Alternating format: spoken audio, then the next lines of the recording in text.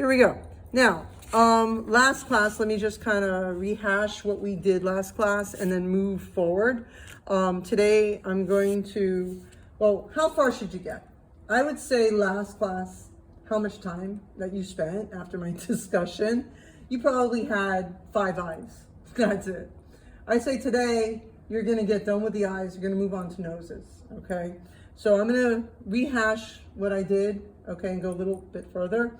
I'm going to teach you how to do the mouth and the ears today, okay? Now, I know you're not going to get onto that, all right? You're not going to be on that yet. I'd say today, how far should you get? You'll be done with the eyes. You might get started on the noses, okay? Next class, you'll probably be done with noses, okay? And I gave you no homework this week. And the reason why I gave you no homework is so that you could work on this, okay? Because I know it's going to take time. So I'd say with eyes and noses, you'll be done by Friday, okay? And then you'll be dabbling maybe with the mouths and the ears, okay? And then all next week, we'll finish up with the parts of the face, and then we'll move on to the entire proportions of the body, or the proportions of the face, okay? Now, next thing, let me go through, like I said, the drawing aspect, and then I'll move on to the painting aspect, okay? Now, first step, if you guys remember in all of this, is that you had to think about this beautiful thing called the skull, okay? And with this skull, you had to also think about this socket that sits within this skull and the skin and the muscles that lay upon it, okay? The slit of the eye that has thickness and it meets behind here. There's like a little sliver slim that might show on the other side if you're doing a side profile view. Sometimes you don't see it, okay? It depends. And I gave you different views to play with. Then we also talked last class about the basic nuts and bolts of it all. Today, I'm going to start off with an odd color, and I'll start off with blue, okay? If you remember, we started with a circle. Then from the circle, now another thing too, I do my construction lines really dark because of demonstration. I expect you to do them a little bit lighter, okay? Now, on top of that, you have the upper eyelid, and another thing sometimes we do is we'll do it like a octagon or a hexagon, I should say. This upper portion in almost like a very boxy kind of manner. That's usually the way we work. I start off round just for the sake of my students who are new. Okay, I usually start off with a round kind of form to make it a little easier on them. Now, and as I said, that little eyeball thing, you know, the cornea and the iris, that little area in here is 2 concentric circles, and usually the eyelid is covering part of it, okay? Or sometimes not. Sometimes the eyes are open up big and wide. Now, the one side is kind of curved and the other side is slightly pointed. Now, it elevates a bit and it wraps around this ball-like form. Another weird thing that tends to happen, sometimes, depends on the person, it looks as though this lid is literally on top of this area. Depends on the person, like I said, depends on gravitational pull and a few other things. Now, another thing that you have to think about is the thickness of the eye.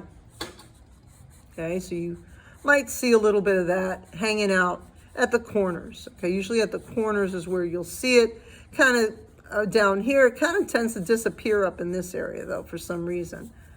Now, another thing too, you think about what goes back in space, what comes out to you, and another thing, guys, have fun.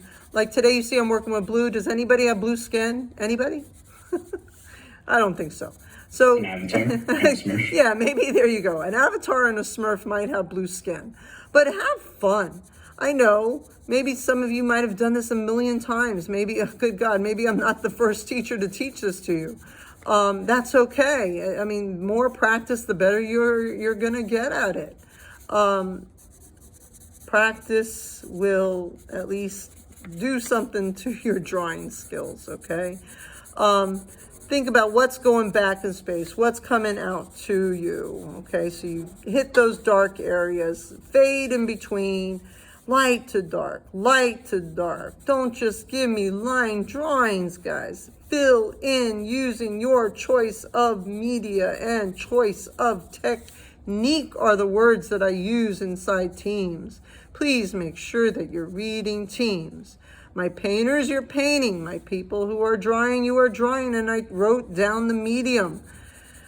Wrote down the size. You're working with 9 by 12 in this assignment right now, okay, till we get to the portrait, okay. Now, then after that, you go, and as you see right now, I'm just working with one color. So students that are working with pencil or charcoal, this is what you're doing with that one color, okay.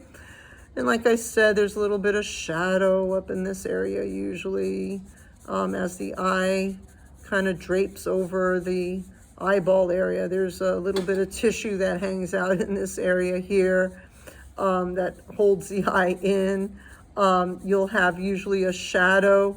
Relatively, they say the eyeball is white. It is not white half the time. Study it. Look at it in the mirror. You'll see.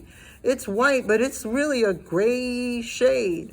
There's gray in there. There's a subtle tinge of brown. And then sometimes, depending upon certain people, there's might even be a yellow if there's a little bit of ailment with what we call the liver. Sometimes people have, believe it or not, a little bit of yellowing in the eyes. High blood pressure makes your eyes red and things like that. So many different dynamics of the human body that kind of change things, okay? Add in the darkness. Things that go back in space get dark. Things that go out to you get light. I tend to exaggerate my line here on camera, but like I said, try to make it where the shade defines the form, not the line. I emphasize the line because I'm demoing, okay? I want you guys to try to lay off of the line, okay? And the reason why I demo with it, because you know where that start, and I make my construction lines a little bit darker so you could see them. Now, I started with blue. Now, on the color wheel, next to blue, what do you have? You have two shades of colors. You've got the green on one side and you've got the purple on the other. So, okay, they say that theory, if you add that purple in, it'll make it pop. So let's see what happens. We'll put that purple in, and lo and behold, it's now popping. And it's creating that vibration that your beautiful retina loves. Retina loves color, okay? Retina loves color and enjoys it, wants to constantly keep at it. Add in that shade. And if you want to tweak it, you could even add in a bit of black into it, okay, to even make it super darker, okay, if you wanted to. I'll let you make that decision. Here I'm going to pop it with some green in my lighter shaded area, because according to law, if you add that green in, it'll make it pop. And is it happening? Yes, it is. And when you see it start to get too blue or too green, you could always play popping in the other shades to make it more dominant in that area. You want it to transition, you want it to go from purple to a purple blue, and then to a blue purple, and then from the blue purple to the blue green, and then to the blue green. I know it sounds funny, but like we said, the dominant color is always mentioned first, okay? Now, so you add that all in, and voila, you have your eye. And you could say you could be done here. And that would be, one eye and 8 more to go. Okay, that's what I kind of taught you last week. Last class. Now, the noses, I'll just do one of them. I demonstrated 2. Tell you what, I'll do the one that I don't normally do. Start off with a triangle, and you divvy it up into 3 parts, okay? I would say this area darker, okay? Much darker.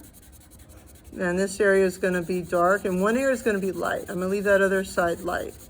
Now, I'll tell you what, I'm going to go even more darker in here.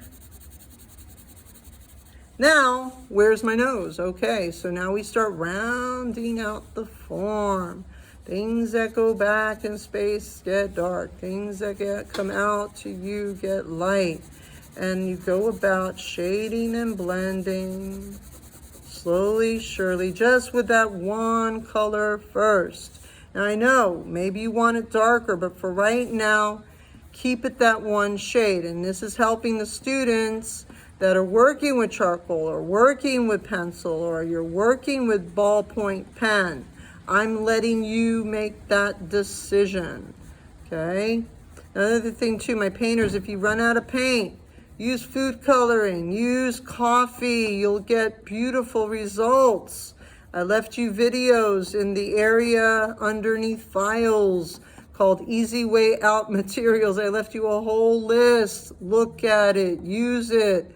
You run out of stuff, don't worry about it. Use something else. Don't hyperventilate on me. Don't stress yourself even more than what you have to. Please, we have enough stress right now with COVID, right? Okay. I don't know if you guys are up to we've got more cases here at Crop again. Just got another phone call yesterday. And then this morning they found another case. It's unbelievable.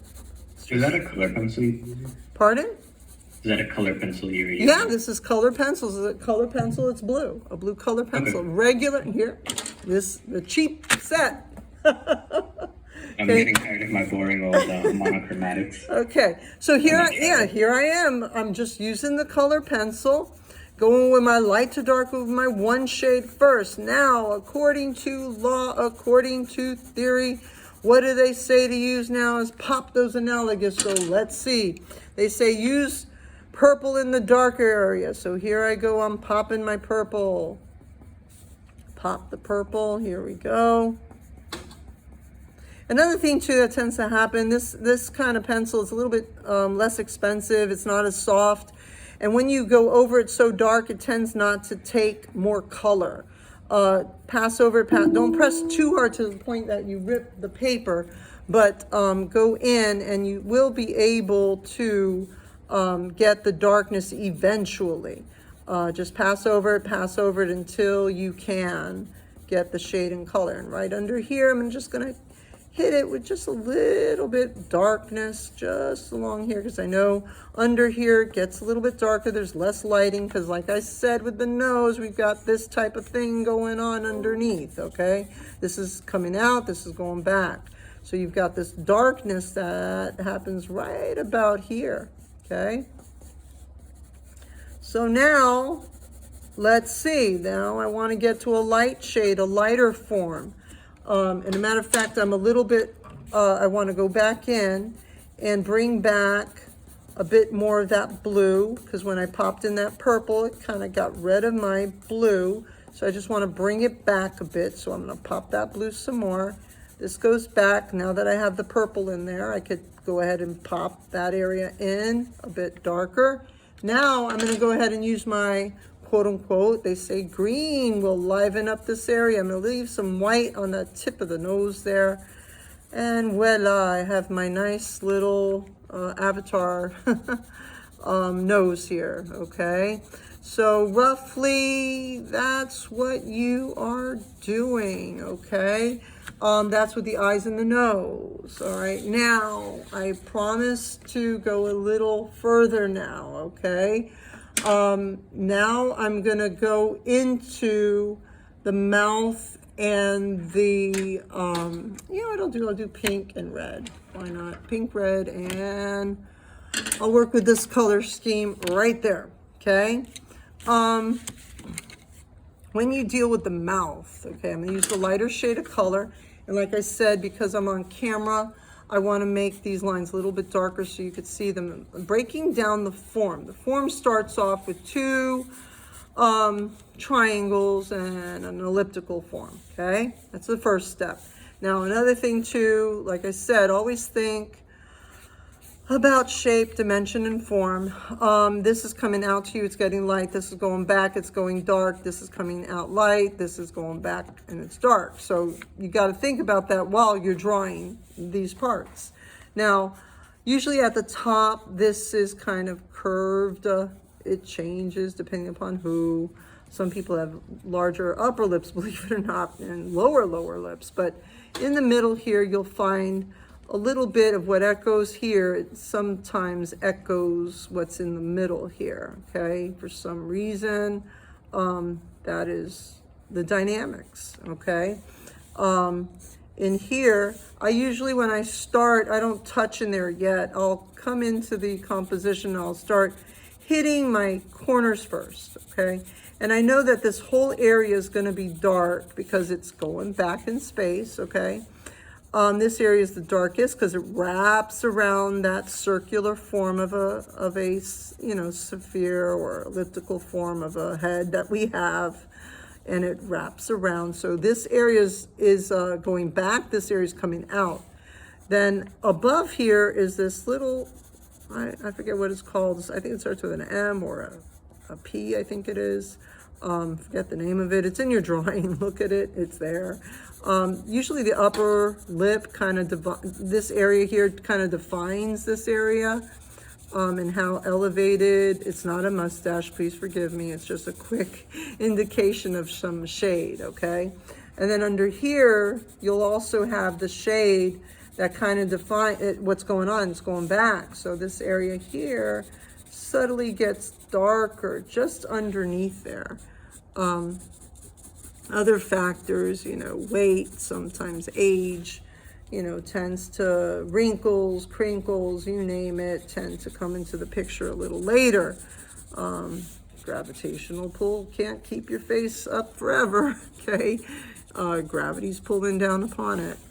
Now, in here, it gets a little darker. And then here it also gets dark. I think of this like I said, the spherical shape, but this area is usually lighter than this area, okay? So I'm trying not to get too dark in this area. Okay, I'm giving it some value, but not as dark as I did to up here. Okay, up here will be my darker, let's say, area. Okay, now, next, I will pop into here a little bit of the red just along the edges, and a little under here, and a little bit in here, okay? And now I'll take it a step further and now hit it with a little bit of the orange in here. And what happens, it starts to really kind of set it on fire. It starts to, you know, create this friction in your eye that creates this, you could say, magical almost resignation of color, you know, which is kind of cool in this area. But now I want to move further and try to get a little darker in my darker areas so that way they show a bit more. It's a game of push and pull. Things that come out to you get light, things that go back get dark. So it's a constant back and forth with the lighting and with your shade and color, okay, as you build upon that particular. I do need a light. It is a little too dark here. All right, now, so that's the mouth, okay? Now, ears, now I'll be honest, when you're drawing your portrait, you are relatively gonna see this. That's all you're gonna see when it comes to your ears, okay? Your hair might even fall over on top of it, and you might be lucky, okay?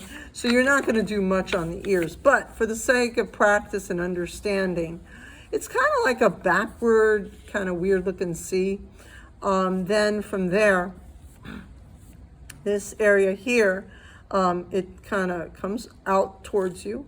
This area goes back in space. This area goes back in space. So you could quickly darken that, just knowing that it gets darker so that this comes out. And like I said, I prefer you working with the shade lights against dark rather than line. Like I said, I do the construction lines very dark. I recommend for you, draw them lighter, okay? Now, and again, I'm starting with one shade first, so my students who are drawing maybe with pen, or if you're drawing with pencil, or charcoal, you can now know what to do because you would approach it the same way. Now, another thing too, you could use different techniques. You don't have to stick with blending. It could be hatching, it could be cross hatching. Any of those will work. All right, so now this tends to be that little nub that girls love to pierce. Okay, I know my daughter has a piercing there. Then along in here, some little weird thing that happens with your tissue or the cartilage. This tends to go back. This also goes back. And this area here kind of channels the sound inside the ear. Now again, I'm just using one color right now. And then I think of ball form again. And what do? The highlight, the shadow, the chiaroscuro that we talked about, trying to build that 3D reality with just one color. Okay, that was using the red. Now, and believe it or not, that looks like pink. Tell you what, I'm gonna go ahead and use orange in here because I think that would look better with the shade that I have. I'm gonna leave my whites and I'm just going into my orange areas, okay? Leave some highlights, leave the highlights alone, okay? And I'd say that could be done. If you wanna really bring it back some more, go ahead and pop into these darker areas, maybe a soft touch of the purple or a light, or maybe the dark blue, very soft, because if you put blue on top of this, on top of red, it turns into purple. That's another trick, okay? If you run out of your purple. Right now my purple is, actually this is purple, but for some reason it looks like it's blue. I don't know why. Gives the illusion of blue. All right, so roughly that would be the way in which you do your ear, okay? Mouth and ear, okay? Now, that's for drawing. Now, painters, okay? Here we go with painting.